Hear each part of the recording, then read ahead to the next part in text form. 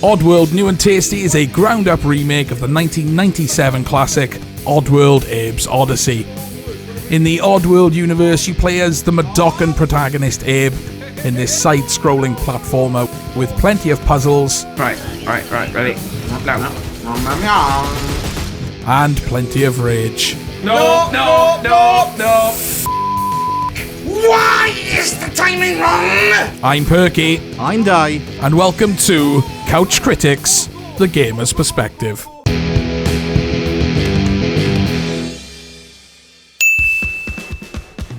Before we begin the review proper, let's go over the rules. Each game is reviewed across 6 categories, with each category being given a rating from 0 to 5. The categories are there to fairly represent a wide cross-section of elements and should afford us the opportunity to provide a true reflection of the game's quality. They are, in no particular order, gameplay, story, graphics, controls, audio, and cost. We will discuss each category later on after the review proper. That's the admin out of the way. Let's begin! Over to you, Dai.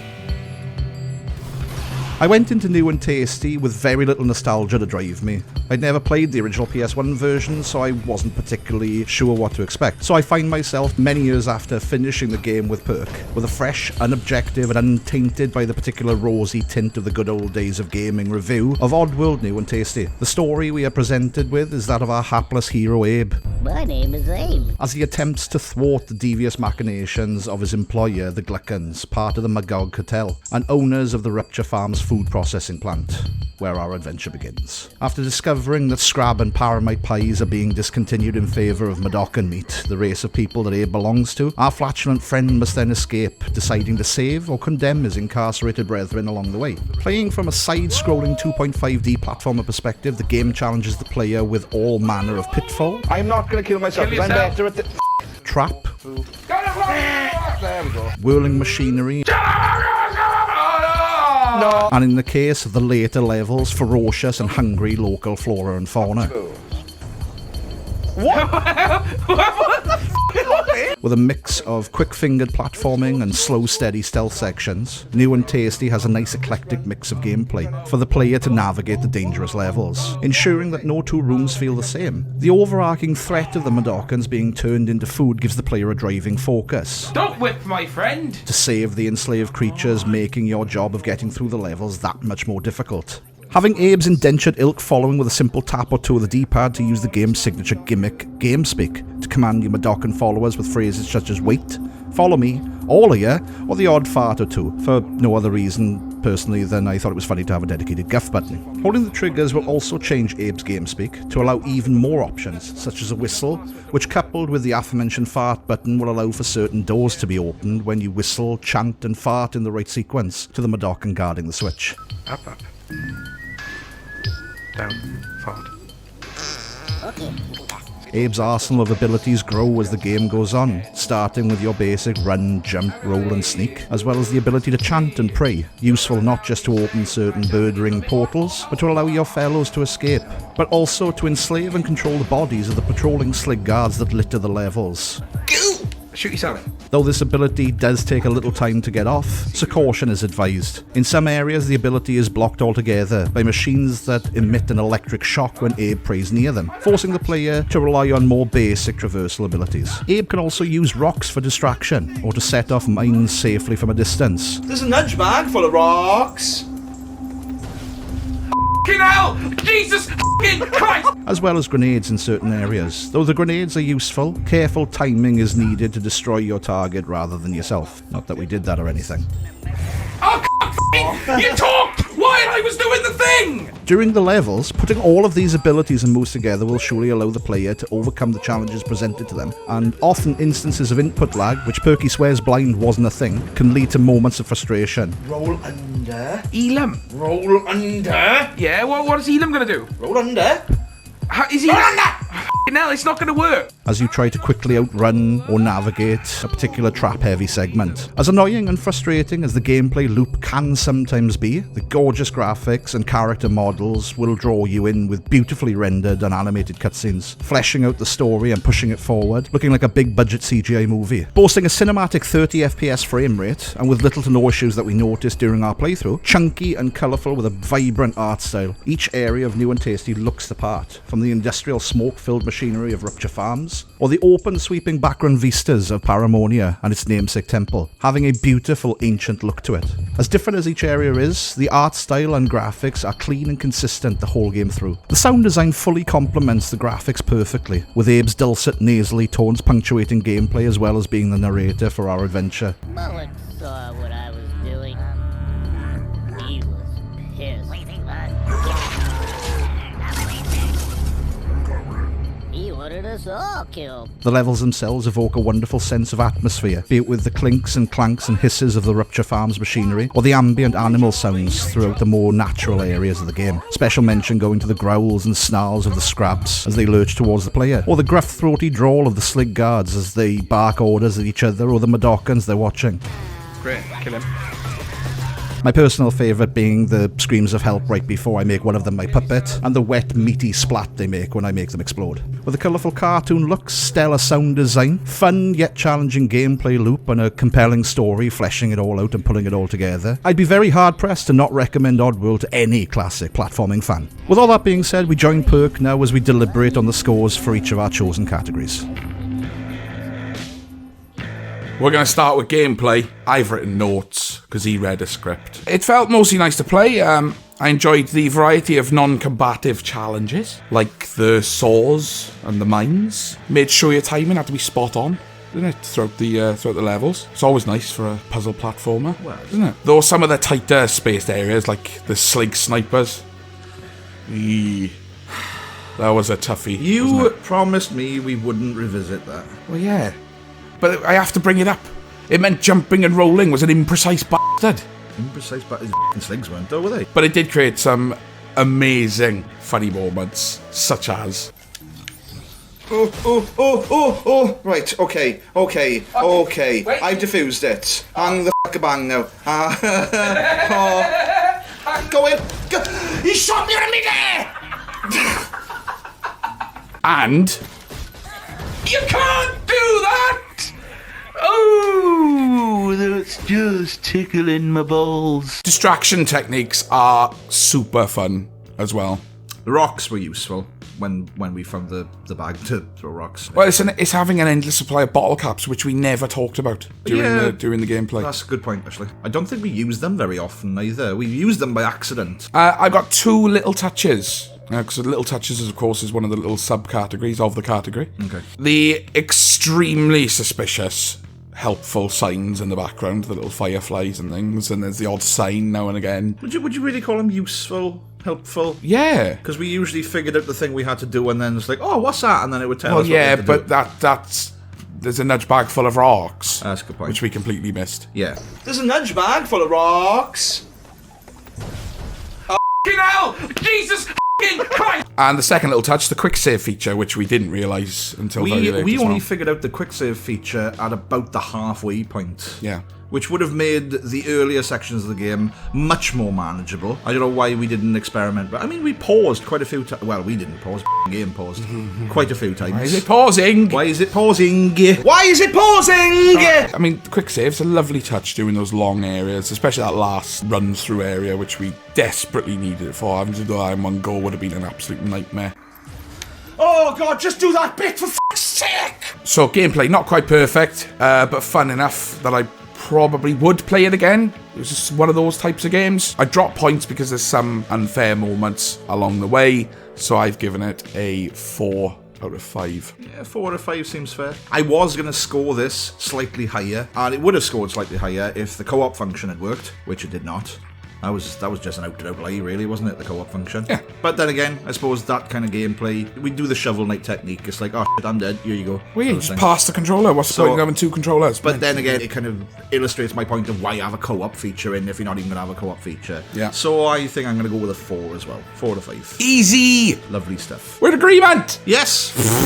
Fucking hell. Story. Here we go. I didn't play the original, and I was coming into this completely fresh. You don't really feel like it's a perilous situation until probably halfway through the game, and even then, you could choose to be completely selfish, and you could just escape, so there's a possibility of being a total arsehole to the rest of your Mudokon kind. But he wouldn't give up on the Mudokon's plight.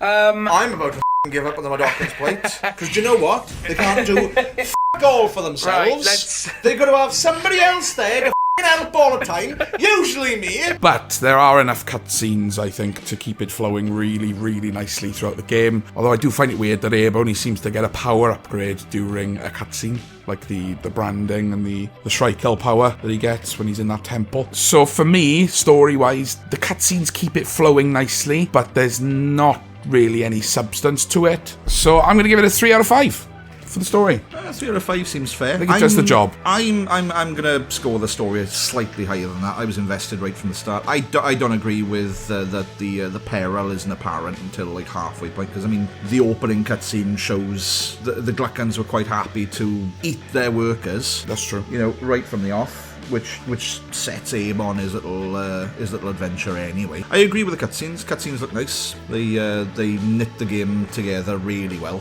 They've got that nice kind of chunky vibrancy to them that I quite like. With regards to the power-ups though, yes, it would be nice to have some kind of tangible link to your powers, but having them given to you in a cutscene is sort of like part and parcel for most adventure games, really. I don't know.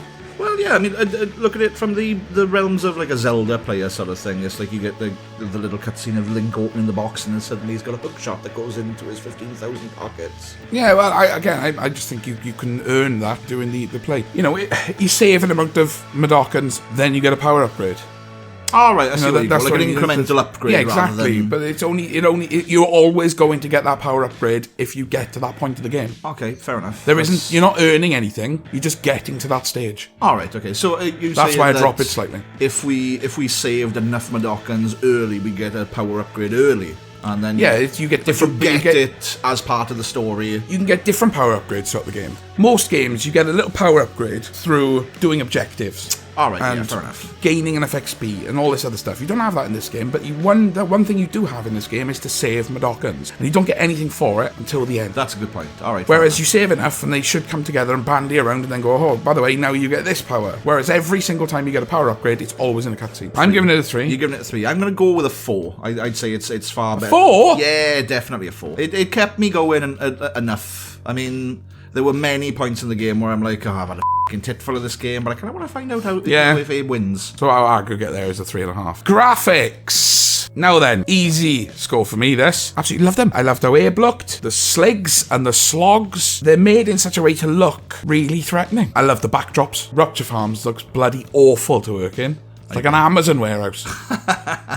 The wilderness is beautiful. The 2.5Dness, when you're in the front but you're having to look into the beyond, some of that sort of scape as it goes further and deeper into the level. You're here, there's someone further back. They've done that really, really nicely. Oh, yeah. Usually with a helpful Mudokon in the distance chanting you a password or an enemy slig. I think they presented it all brilliantly. The night levels, in particular, that sort of bluish hue. Oh, stunning. The way they've done it is absolutely stunning. Yeah, nothing bad to say about the graphics. 5. Couldn't agree more. I'd say a 5 is absolutely on the nose for the graphics. Lovely, lovely, chunky looking Saturday morning cartoon kind of graphics. You drawing attention to the nighttime stages and stuff. Yeah. Some of my personal favourite stages. Will you stop? F***ing Darth Balls. Darth Bald. Darth Ball. Night stages. Yeah, I like the night stages. They sort of reminded me of Retro Studios' version of Donkey Kong Country Returns with like the the characters being in shadow and the backgrounds being lit up and stuff, so it had that nice sort of shadow box effect. The long distance draw, as you said, you can see things moving in the background. There's a lot going on in the background, especially in Rupture Farms with the mechanics and the machines moving up and down. There's steam, there's smoke, there's all sorts. We don't know what's going on behind it. I'd say solid 5 for the graphics. Easy. Lovely stuff. Really good. Controls. Bit contentious here for me. Here's the bone of contention now. Hated the start of it. Absolutely hated the start. You would of not the have controls. fun. It won't jump up. It's not jumping up.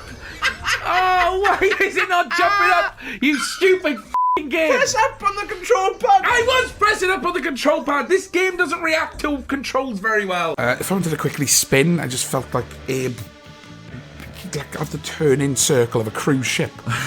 It'd just take ages to spin around. Yeah, he didn't turn on a dime, did he? Awkward and clunky to start with. I think that's fair to say. I mean, there were certain points of the game, even later on, I thought, oh, like, this still doesn't feel right. You mentioned input lag previously. That, to me, is something that needed to be addressed. Oh, yeah. Having a creep option is nice. At least it differentiates between me walking and walking slower for those tight mine bits that you needed to make sure you were just creeping towards the beep boop, beep boop, beep boop, that sort of area. Although I will say after a while I did adapt and I got a lot better at the game quite quickly. GameSpeak, you've mentioned it in your review brilliantly. GameSpeak is a brilliant little gimmick, completely agree with you. It just worked so well. I love the little password options and the little farts and stuff. It's fantastic. Although, I do wish that GameSpeak had a little bit more use other than for passwords. Overall, I can't judge the controls too badly. They've done what they can with the original game, and I think it does hold up enough with a few areas that need to be improved here and there. So I've given the controls 3.5 out of 5. It's my first 0.5 of the scoring. 3.5 seems fair. I agree the controls were clunky and they were not as responsive as they should have been for something that required such accuracy with the platforming, especially the sprint sections, like that bloody part where you're being chased by paramites and stuff, or even the final sprint, the time section, getting through the traps and stuff. It would have been nice if the controls were a little bit tighter, a little bit more fluidity to them. GameSpeak is perfect. One of the better additions to the game, I'm going to be honest, and how more games haven't worked out some kind of chatty option to be able to control your AI compatriots. 3.5, yeah, I'd say 3.5 is fair. I would have scored it more harshly if we hadn't been able to finish the game. So I would say that while the controls are clunky and a bit unresponsive, we still managed to complete the game, so they're functional. They did what they... did the job. They did the job. So yeah, 3.5. I think we'll go for a 3.5 as well. 3.5 apiece. Audio, nice and simple for me. Audio's my thing. Yeah, you are an audio master. So. I loved Abe's voice. It was fun to replicate. My name is Abe. You're going to get that kind of chucky, kind of... I had to save the Mudokons. There we go. There he is. Owner of Rupture Farms, that sort of roughly. He had a quite throaty. Yeah, he had a bit of menace to him. The sligs when they're barking at each other. I love the sligs. What? Yeah, exactly. The gunfire, Abe falling. There's just lots of little bits where it just keeps you invested throughout the game. Music. It was just there, subtle, plodded along really nicely. It's not something that was massively noticeable, but it's something that makes that when you actually listen to it, you go, oh, well done, that plods along really nicely. Lots of background sound effects. You could consistently hear a ticking time bomb almost. So subtle, in fact, I didn't actually notice there was any music until you drew my attention to it, and I rewatched our videos. And it was thematic. You'd move on to another level, music would alter. And that's exactly what you want out of a game. It's your bare minimum, but they did it really well. And I mentioned sound effects, guns, explosions, Abe getting caught up in the thick of it. It just worked splendidly well. So, 5. Easy. Again, as I said, you are the music master, you are the sound master, so stuff like that is going to appeal to you. And I couldn't agree more. I think the music, the sound effects, everything, it ties so well to the whole package. As you mentioned, Abe's voice is probably the perfect voice for that kind of character, that kind of gangly, nerdy, sort of, well, he's a bit of a weakling, really, is Abe? I quite enjoyed all the noises. As I said, I really enjoyed the slick sounds. I'd say a 5, definitely. Easy 5! With ding in there on it. Cost. I've got to read the specifics. So the one category where I will try to use hard facts, as you are aware, Dai, I like to use the movie method when rating the cost of a game. Running time versus, a DVD or a Blu-ray cost. Call the average hit film 2 hours, and you'd get the disc for what, a tenner? A £5 an hour for your film. Oddworld New N Tasty retailed initially at a penny off 20 quid, and that's an excellent price. We ran it for 29 episodes on the channel, give or take the odd mess up episode, so it would have been even a little bit longer than what we ended up producing. That's true. Because of the messed up episodes. But I'll take the playlist time of 7 hours, 18 minutes and 44 seconds. So that works out about £2.70 an hour, give or take. So given my earlier thoughts on replayability and the fact that the game has dropped by a fiver since then, I'll have to give the cost a 5. My thoughts on the value are sort of augmented because I had it for free on PlayStation Plus, and that would push the score up a little bit for me. Free is always better than paying for it. Yeah. I do like your That's movie scoring ratio for cost effectiveness of things. I prefer the sex ratio, which is anything longer than 3 minutes is fantastic. I would say I'm going to give it a 4.5. Only because I didn't pay retail for it, and I probably wouldn't pay as much for it now having gone through it. But I do agree with the replayability. The replayability obviously adds cost effectiveness. Absolutely. There we are. This is scoring done. First review done for Abe's Sorted. Oddysee New N Tasty. Love well it. done on the review. I enjoyed doing it, I'll be And honest. I think we've given it a fair score. Scores on the screen. Ta-da! Well in the 4 rating, which is the me likey very good. It is the me likey very good. Time for the outro, Cool. which is the outro T&Cs. Outro T&Cs. I was like you waffling about Well, we gotta tell them that the scoring is arbitrary, Alright, yeah. haven't we? Number bucks. Doing a game review is, of course, subjective. Not everyone will agree, and that is the point. This is open for discussion. We believe in the idea that a review can be all-inclusive, what we like and what we don't like, our honest opinions with no limitations and without any pressure from the industry, and a scoring system to accompany those thoughts. Look, we know scoring can be arbitrary, but it is there to try and remove ambiguity and draw a clear line in the sand. Let's face it, it's a shared ideology amongst publications and serves a purpose to help us sort out the guff from the great. Enjoyed that. Yeah, really good. Fair play. The 2-camera bit was a We'll see bit what it's like now. more cathartic. Sort it out. That's a good point, yeah. What do you want to do next? Shovel knife. Yeah, shovel knight.